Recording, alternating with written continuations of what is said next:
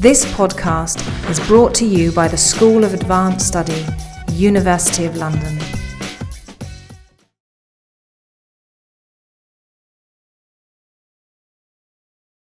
Thank you to Miranda and to Michael for all the work they've put into organising this event. And thank you all for being here. Thank you.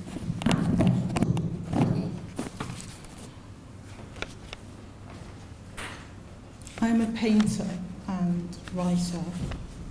My work explores aspects of history, a history that's shared by many immigrants, but specifically those coming to Britain during the 1950s and 60s as children to join parents who had left them behind, going on ahead to prepare a place for them. I'm concerned with issues related to dislocation and identity. I use memory, fragments of history, reimagining and retelling the past. I call upon my experience of Jamaican British heritage, of growing up in a culture that sits at times uncomfortably within another, that is larger, dominant, and imperial. I was both intrigued and mortified when, some years ago, I came across neurological research studies showing the way that a baby's brain develops physically, depending on early experiences, in particular with his early interactions with primary carers. This is a quote. Early stimulation sets the stage for how children will learn and interact with others throughout life. A child's experiences, good or bad, influence the wiring of his brain and the connection in his nervous system. Loving interactions with caring adults strongly stimulate a child's brain, causing synapses to grow and existing connections to get stronger. Connections that are used become permanent. If a child receives little stimulation early on, the synapses will not develop and the brain will make fewer connections. This was from Children and Brain Development, What We Know About Our Children, How Children Learn, prepared by Judith Graham, University of Maine. So as babies, we are born not only underdeveloped, we are more vulnerable still, since we are incomplete. I am exploring the possibility of continuous completion and eventual or possible liberation. The film that I'm about to show, Always Work in Progress, references this possibility.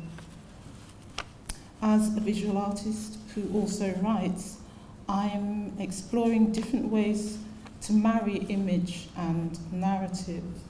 This is my first experiment in film. How we dress. Their mother speaks. Wordlessly, their mother speaks. In her attendance to small things, she speaks. In whites, blue rinsed.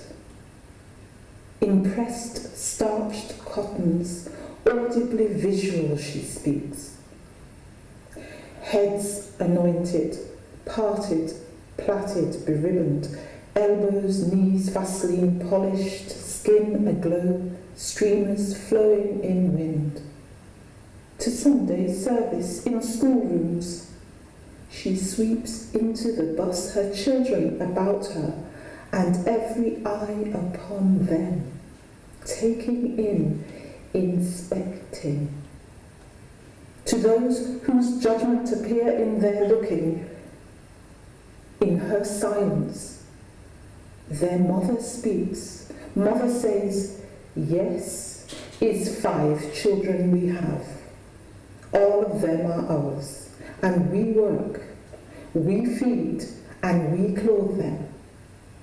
And this is how we dress. We couldn't find rooms in your houses, but by God's grace, we're managing to buy our own. And the mother says that even with all these children, this is how we dress. Waiting. Is there more to this than meets the eye? A child of the colonies. She is anybody's child, or nobody's. She represents a travesty from an era when the splitting up of a family was an acceptable part of the contract for immigrants from the Caribbean seeking work in the mother country. Is she passive, an innocent waiting to be colonised, taken over, rendered inferior, potential subdued, eroded? But to what extent and by whom? That depends, perhaps, on who the coloniser might be. Well, it could be her doting mother.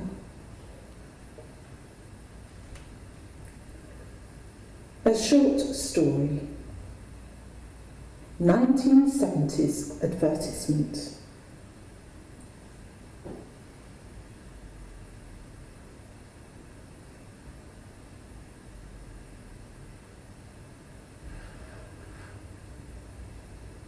Angela can read it, but that is not the reason that she will become a secretary. Angela will become a secretary because her mother wishes it. Coral, christened Margaret Dolores, is a secretary. On weekdays, she works in the housing department at Bush House. She has a good job. Her desk is situated towards the centre of the typing pool on the second floor. On Sundays, at the front table, positioned to the right of the altar where ministers reside, Coral sits, fair-complexioned, brown and lovely, wrapped in frilled rayon blouse. Hair up from the nape, curled curls piled high. The waved fringe swept left and secured with grip.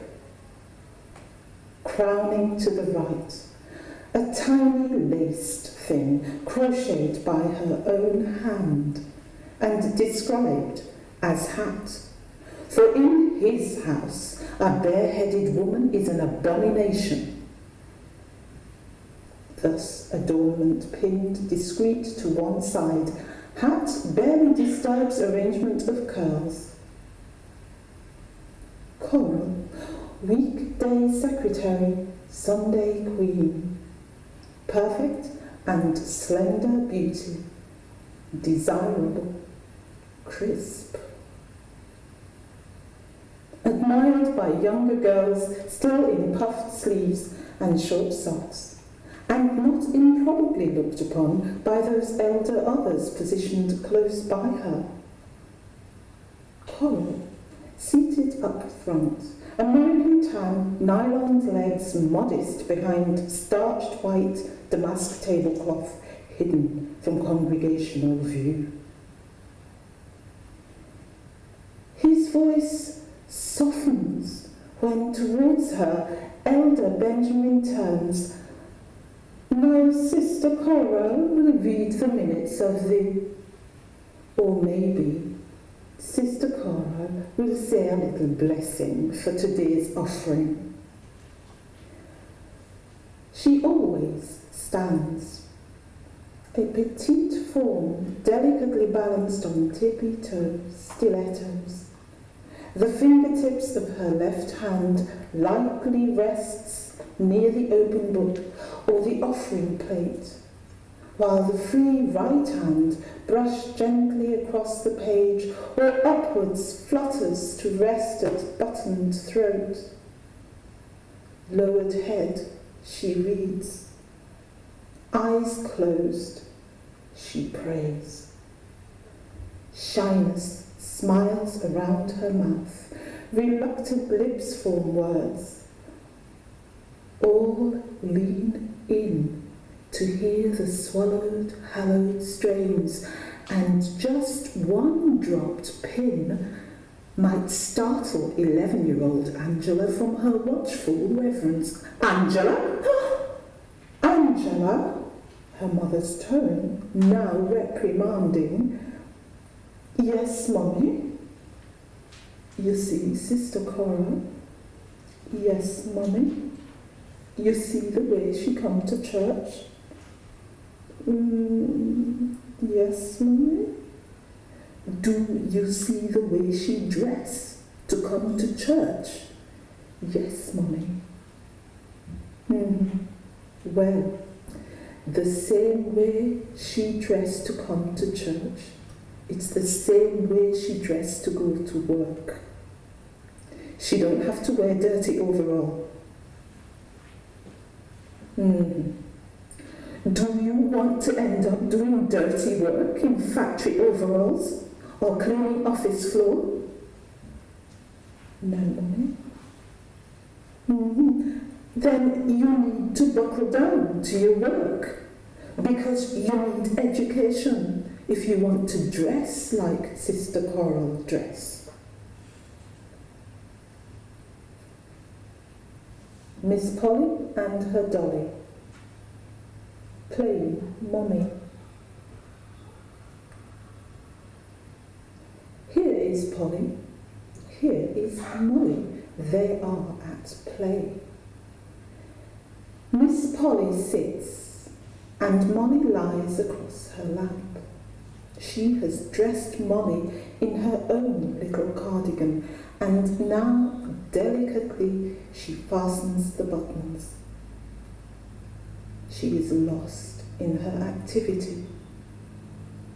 I long for this to be a scene of pure and uncorrupted innocence.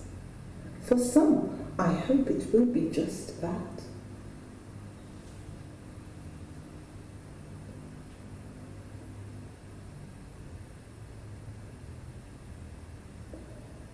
Our Miss Polly sits of her own volition, and she plays Mommy with her beloved doll that could be the same shade of brown as she.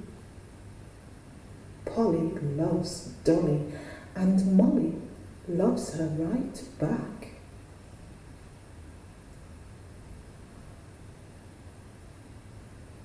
In the beginning, I drew her. First, she stood in Auntie's stiletto heels, and carrying her baby over her shoulder, she thrilled at the crickety, clickety, crick of heels on kitchen tiles. Then, kneeling, she feeds baby at her breast. Now, Polly sits. In the making, I had thoughts of the gollywog, Robinsons, the sainted Mrs. Blytons. I recalled the gentle stroking of a silken-haired Cinderella doll. Pink. Only gollies were black back then. Our golly sits in the corner of the classroom. We sit cross-legged on the floor or at our desks, and we listen to the BBC story time. Or to Miss, she reads of golly's antics, bad golly, naughty golly, and one of the many strangers that surround me turns. He points his finger towards me, and this white boy laughs. Soon it will appear that a whole class of white children will imagine a resemblance.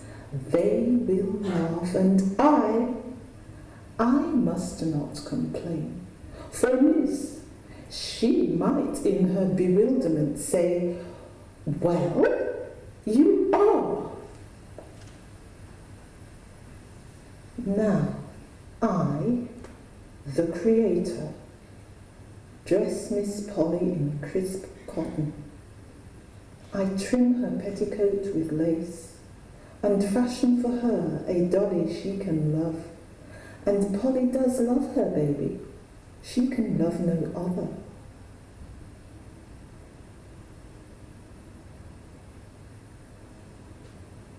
Miss Polly, she sits, she stands, absorbed in her activity. Her things lay about her, and she plays mommy wherever she is placed.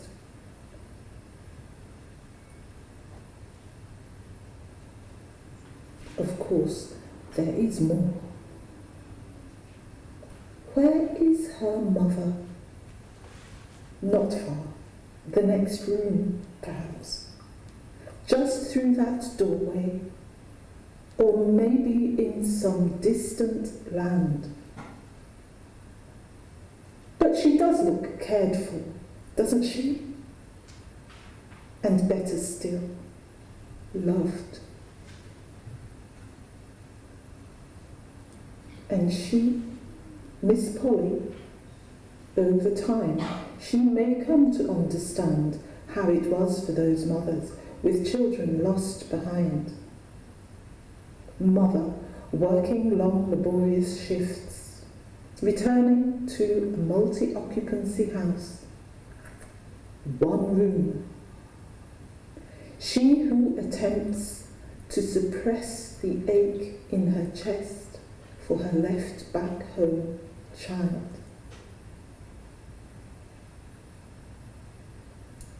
Playing mommy, Miss Polly and her dolly. Here is Polly, here is Molly. They are at play.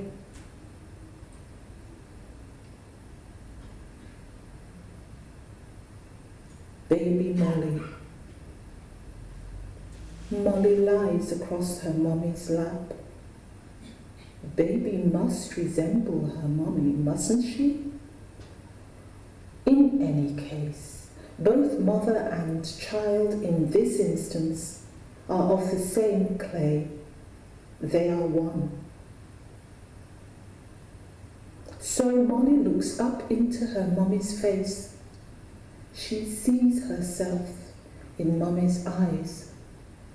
She does not know for sure where she begins and where her mommy ends, and she feels her mother's love in her dressing of her.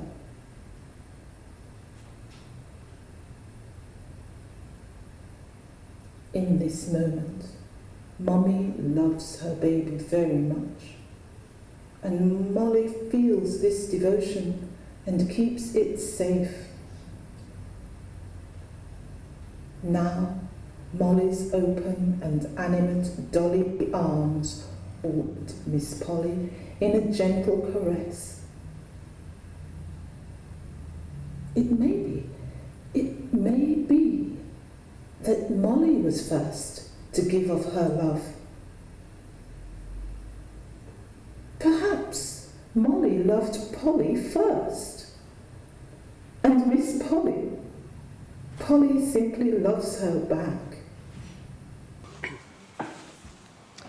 Okay, so Valda, you should just like to maybe summarise what inspired you to produce your art in that way. The use of film, the use of your sculpture. I mean, how do you find doing sculpture? That's quite an unusual art to work well, in. I made sculpture at college. It's a good medium to work in. I use clay usually, like paint, you can push things around, whether it's charcoal, pencil, or paint. It's not stone, so I don't have to start with a block and then chip away, and if I make a mistake, I throw it out and start again. So I do make things in clay, which of course you can move about. It's quite malleable.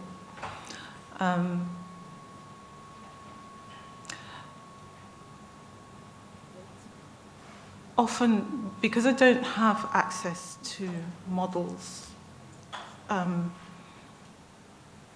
sometimes I'll use a mirror in the studio, or have friends, or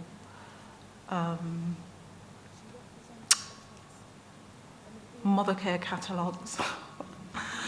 And sometimes it's really helpful to make the thing that I'm trying to draw. So I'll probably make it in something quite plastic, like clay or other plastic material. And often the thing that I'm making in order to do the drawing, to help me to do the drawing, becomes a thing in itself, and then it becomes a piece of work. And the reason that I put it in film is because I get really nervous when I have to talk. And so, and then the thing lets me down, because when it freezes at the most odd times. So when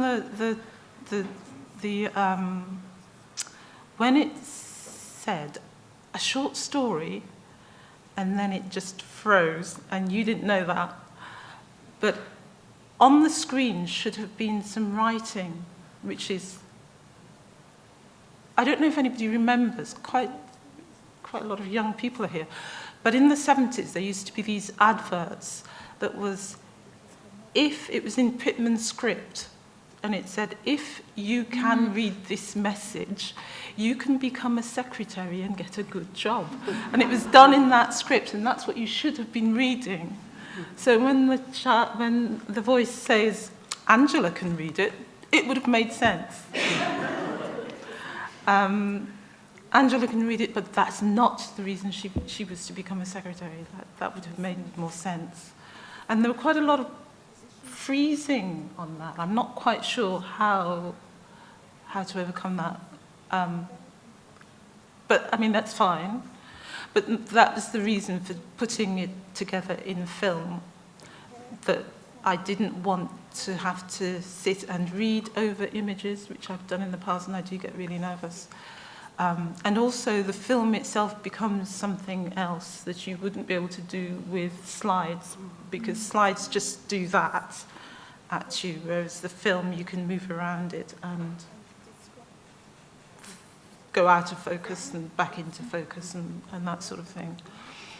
But also, there are a number of things have happened recently, like sort of deaths of people close to me, but also the death of, which isn't that recent, but I went to a memorial sort of thing for her last year or the year before, and I can see her face. She's a photographer, but I can't remember her name now. She did photos of herself in sort of posing in the sort of images that you, similar to what, yes, Maud Salter. And I was quite, at the talk at Inniva, I was taken by the fact that when we die, often we get buried and forgotten. And I started thinking, I need to actually be doing something with my work and not just sort of hoarding things, selling some things, but hoarding others. And also because I write, I'm really sort of trying to explore how to put these two things together, the images and the writing. And so, there are loads of reasons why I've made the film, and those are just some of them why I wanted to put them, yeah. So I wanted you just to maybe explain a little bit how closely related or not the story is with your own life and your own mother. Is there any correlation or not? You know what I mean? How would you kind of relate it to like female role models in your life? Are there any links there? Well, I grew up in Birmingham, and we went to church. That's what we did. So we went to church on Sundays and sometimes Wednesdays and sometimes Saturdays. And the rest of the time I was surrounded by white people at school. So we went to church, which was a very black experience. And then there was school, which wasn't. And so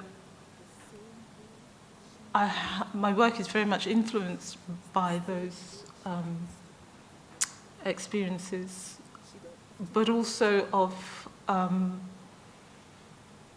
the experience that many of us will share of just being in this country or in a country that's not where you're really from spiritually. And so there are elements of it that is based in, of my work that's based in truth and just could have been lifted from my past or real episodes that have happened, but they've also been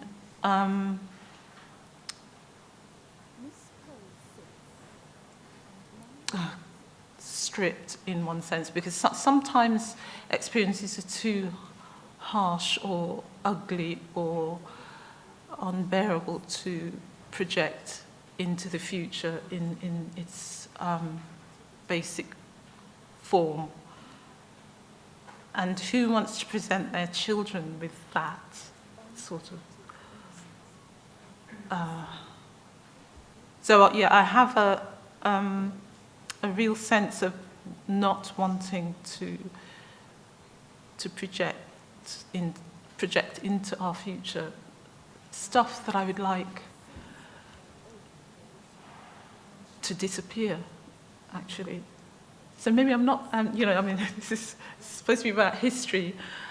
History is supposed to be real, and it is real. It's just that sometimes it's best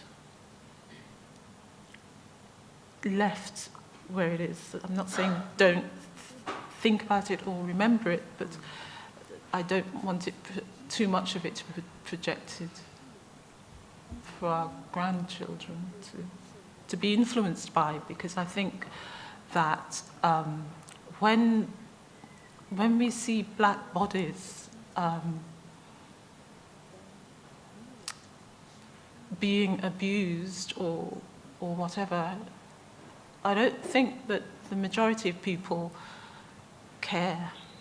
I mean they don't necessarily see it as something that shouldn't be. I think they just see it as what is, and therefore what could continue or might continue into the future.